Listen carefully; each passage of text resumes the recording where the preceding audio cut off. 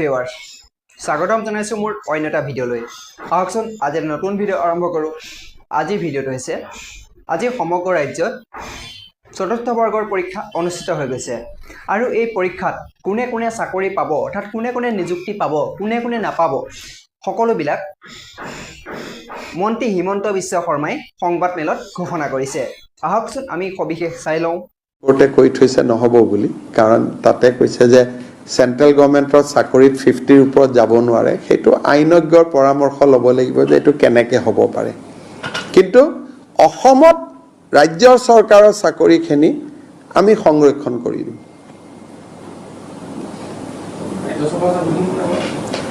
আমাৰ যিখিনি অসম গভৰ্ণমেণ্টৰ আছে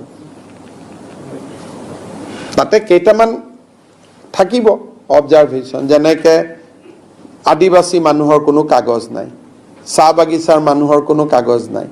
তেওঁলোকক জুনু 1 জুনু 2 এনেকৈ কৈ থোৱা হৈছিল যেতিয়া এনআৰচিৰ কেছ হ'ল তেতিয়াও সুপ্ৰিম কোৰ্টত কোৱা হ'ল যে আদিবাসীখিনি আমি অৰিজিনেল ইনহেবিটেন্স বুলি ধৰিছো চাহ জনগোষ্ঠীক অৰিজিনেল ইনহেবিটেন্স বুলি ধৰিছো তেওঁলোকৰ ক্ষেত্ৰত সংজ্ঞাৰ প্ৰয়োজন নাই এটো এনআৰচিৰ কেছতে সুপ্ৰিম কোৰ্টৰ অৰ্ডাৰ আছে তেনেকৈ দুই এটা জনগোষ্ঠীৰ ক্ষেত্ৰত আমি অলপমান জনজাতি লোকৰ ক্ষেত্ৰত অনুসূচিত জাতিৰ ক্ষেত্ৰত যাৰ 51 চনৰ কাগজ নাই কিন্তু অথেন্টিক অসমীয়া তেওঁলোকৰ ক্ষেত্ৰত আমি প্ৰভাইডেড কৰিব লাগিব ধৰক এজন মিছিং মানুহৰ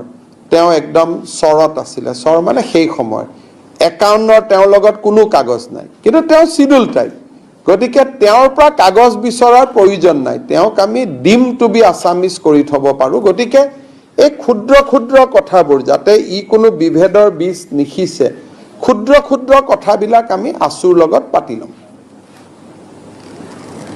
বাট গোটেই এপ্ৰোচটো আমি এটা পজিটিভ লাইনত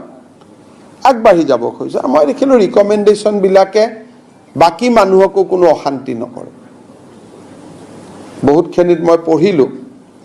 যে যদি আপুনি বৰাক উপত্যকাটো বাদ দিয়ে তেতিয়ালে 80% ৰিজাৰ্ভ কৰিলেও কাৰ ক্ষতি হ'ব কাৰো ক্ষতি নহয়